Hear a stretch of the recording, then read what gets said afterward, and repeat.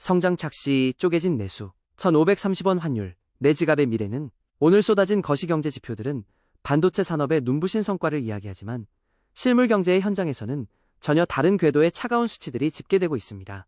화려한 수출 실적이 만들어낸 평균이라는 숫자 이면에 자리한 양극화와 요동치는 현금 흐름의 진짜 방향을 짚어보겠습니다. 안녕하십니까? 사실과 수치만을 전달하는 경제 데이터 관찰자 더 매크로입니다. 2026년 3월 31일 오늘의 브리핑을 시작합니다. 실물 경기 영역의 기상도는 B입니다. 첨단 산업의 기록적인 실적이 국가 전체의 성장 둔화 흐름을 평균이라는 숫자로 가려버리는 착시 현상이 뚜렷합니다. 연합뉴스 속보에 따르면 삼성전자와 SK하이닉스는 1분기 영업이익 70조 원에 육박하는 성과를 내며 반도체 생산이 전월 대비 28.2% 급증했습니다. 반면 내수의 뼈대인 건설업 생산은 마이너스 9.3%로 과거 외환위기 이후 최대 감소폭을 기록했습니다.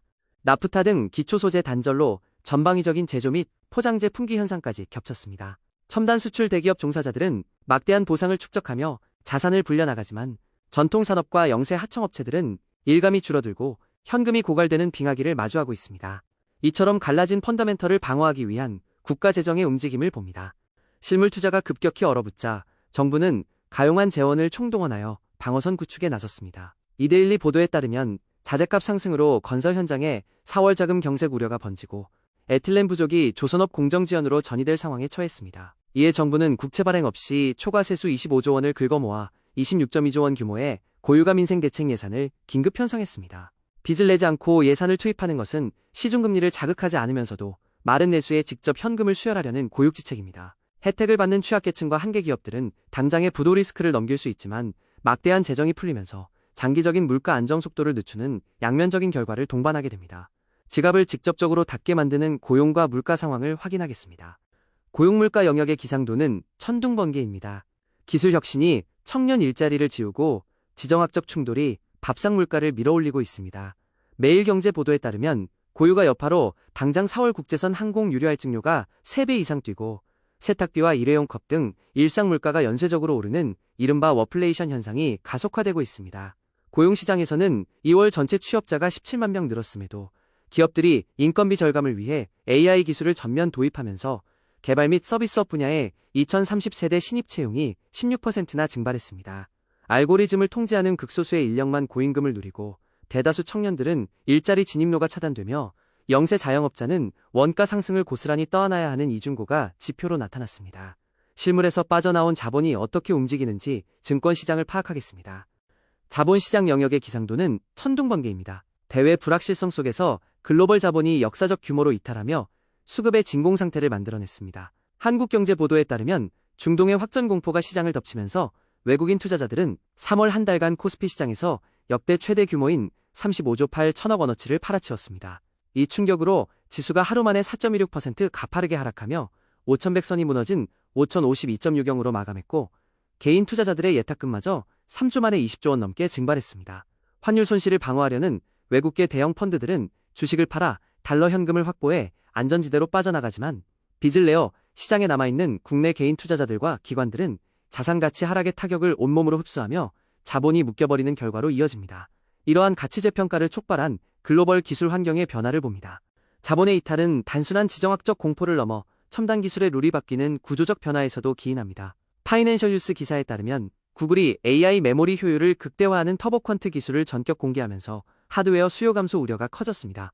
이 여파로 미국 뉴욕 증시에서 메모리 반도체 기업 마이크론의 주가가 10% 가까이 하향 이탈했습니다. 미래 성장성을 담보로 높은 가치를 부여받던 기술주들이 소프트웨어의 진화 앞에서 거대한 재평가를 받게 된 것입니다. 혁신을 주도하는 글로벌 플랫폼 기업들은 시장 지배력을 한층 강화하지만 단순 하드웨어를 공급하거나 성장에만 베팅했던 투자자들은 포트폴리오 축소를 강요받으며 다른 신흥국 자산까지 연쇄적으로 매각해야 하는 압박을 받게 됩니다. 자본시장의 단역할을 하는 금리와 통화정책 상황을 이어서 보겠습니다. 금융시장 및 통화정책 영역의 기상도는 천둥번개입니다. 조달금리가 가파르게 튀어오르며 빚을 진 가계와 기업의 자금 융통을 강하게 억누르고 있습니다. 31일 조선일보 보도를 보면 시중은행의 고정형 주택담보대출 금리 상단이 7% 선을 돌파해 가계의 이자 상환 부담이 한계에 다다랐습니다. 이에 기업의 연쇄도산 등 최악의 자금난을 막기 위해 은행권이 53조 원 규모의 신규 비상 자금 공급에 돌입했습니다. 우량한 국채나 은행채가 시중에 풀린 현금을 진공청소기처럼 맹렬히 빨아들이면서 평범한 가게나 신용도가 낮은 기업이 돈을 빌릴 때 지불해야 하는 이자 웃돈이 수직 상승한 결과입니다. 현금을 쌓아둔 예금자들은 높은 이자로 자산을 불려나가지만 과거 대출을 받아 집을 산 서민들과 자금 융통이 끊긴 취약기업들은 매달 갚아야 할 원리금이 치솟아 실물 투자를 멈춰야만 합니다. 이러한 조달 비용의 압박에도 불구하고 통화당국은 정책 금리를 쉽게 조절하지 못하는 진퇴양난에 빠져 있습니다. 뉴스원 보도에 따르면 신현송 한국은행 총재 후보자는 1,530원이 넘는 고환율 상황에서도 매파나 비둘기파라는 이분법적 접근을 거부하며 유연한 대처를 시사했습니다.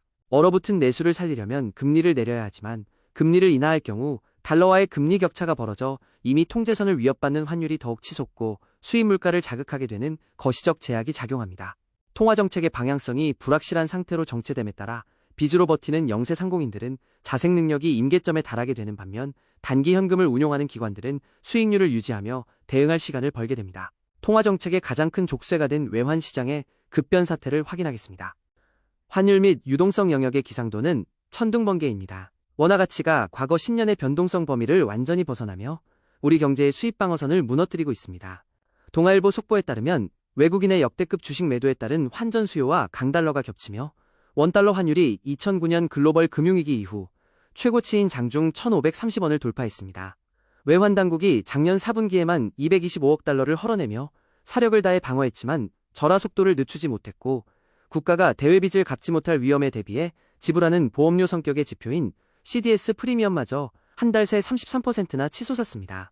환율 1,530원 시대는 해외에서 달러로 대금을 받는 대형 수출 기업들에게 장부상 막대한 이익을 안겨줍니다. 그러나 에너지를 전량 수입해 완제품을 만들어야 하는 내수 중심의 중소기업과 동네 상인은 매입 원가가 가파르게 상승해 마진이 증발하는 치명적 타격을 입게 됩니다.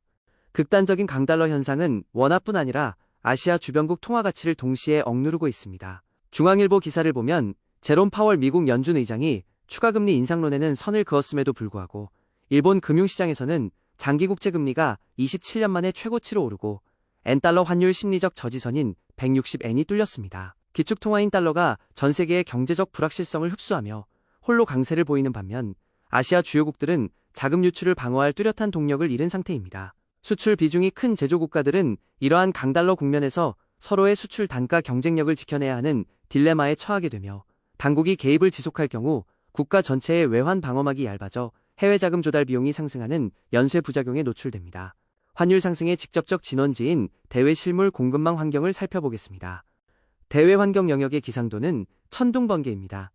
에너지 가격 급상승과 해상 운송로의 물리적 차단이 글로벌 실물 경제 지표를 직접적으로 끌어내리고 있습니다. 한국경제 보도에 따르면 3월 한 달간 브렌트유가 55%나 가파르게 상승해 배럴당 115달러를 돌파하며 역대 최대 월간 상승 기록을 세웠습니다. 여기에 이란의 호르무즈 해협 통행료 징수와 호주의 LNG 생산 차질 악재까지 맞물리며 원유와 나프타를 잇는 글로벌 에너지 생명선이 타격을 입었습니다. 이에 정부는 러시아산 나프타를 긴급 공수하고 비축유 스와프 제도를 가동하고 있습니다. 유가 상승으로 글로벌 석유 기업들과 운송 노선을 확보한 물류사들은 기록적인 수익을 챙기지만 에너지를 수입해 플라스틱 용기를 만드는 국내 영세 업체들과 115달러 유가를 감당해야 하는 서민들의 실질 가처분 소득은 급감하게 됩니다. 주요국의 내수 소비 구조가 어떻게 변하고 있는지 이어서 봅니다. 글로벌 물류 단절 속에서도 강대국들의 내부 소비 시장은 새로운 바이오 기술에 의해 구조적인 지형 변화를 겪고 있습니다. 매일경제 기사에 따르면 미국에서는 고금리로 인한 서민 경제의 압박 속에서도 비만 치료제 GLP-1의 대중화가 식품 및 외식 산업의 소비 패턴을 급격히 바꾸고 있습니다. 한편 중국은 3월 제조업 PMI가 50.4로 확장세를 보였으나 국제 유가 급상승에 따른 원가 부담으로 자국 내 수출 공급업체들이 전 세계를 상대로 제품 단가 인상에 나선 것으로 집계되었습니다. 소비 패턴 변화를 선점한 글로벌 헬스케어 기업들은 새로운 부를 창출하지만 중국산 중간재를 수입해 조립해야 하는 한국의 영세 제조업체들은 매입 단가가 일제히 오르는 인플레이션 압력을 고스란히 흡수해야만 합니다. 오늘 쏟아진 극단적인 수치들은 산업 간 성장 양극화의 실체를 데이터로 명확히 증명합니다. 첨단 반도체 부문은 AI 인프라 투자라는 거대한 시대적 흐름에 올라타 1분기에만 70조 원이라는 전례 없는 성과를 냈습니다. 하지만 그 외의 건설과 전통 제조업은 물류 단절과 이자 부담에 짓눌려 회복 속도가 완전히 멈춰섰습니다. 문제는 수출 대기업이 벌어들인 막대한 자본이 높은 금리와 불확실성 탓에 실물 투자로 이어지지 못하고 오히려 개인 투자자들의 자본마저 외국인의 매물 폭탄에 묶이면서 내수 상권으로 향하는 현금의 혈관이 막히고 있다는 점입니다. 결국 거시적인 평균 성장률이라는 하나의 숫자가 우리 사회 전체의 경제적 체력을 대변하지 못하는 구조적 갈라짐이 확고해진 상태입니다. 폭풍처럼 쏟아진 3월의 마지막 지표들이 가리키는 결론은 자명합니다. 반도체 기업들이 70조 원을 벌어들이며 만들어낸 거시적 호황의 숫자 뒤에는 1,530원까지 뚫고 올라간 초고환율과 7%의 주담대 금리에 짓눌려 지갑을 닫아버린 평범한 서민들이 존재합니다. AI 기술 혁신은 누군가에게는 부의 사다리지만 서비스업을 준비하던 청년들에게는 일자리 단절을, 동네 상인들에게는 일회용 컵 단가 상승이라는 거센 비용 전가를 강요하고 있습니다. 결국 오늘 우리가 확인한 팩트는 반도체 착시가 만들어낸 평균의 외피를 걷어내고 115달러 유가와 공급망 둔화가 당장 내 사업장과 가정의 마진에 미칠 타격에 대비하여 각자의 현금 방어선을 철저하고 보수적으로 재점검해야 할 변곡점이라는 차가운 진실을 시사하고 있습니다. 이상으로 브리핑을 마칩니다.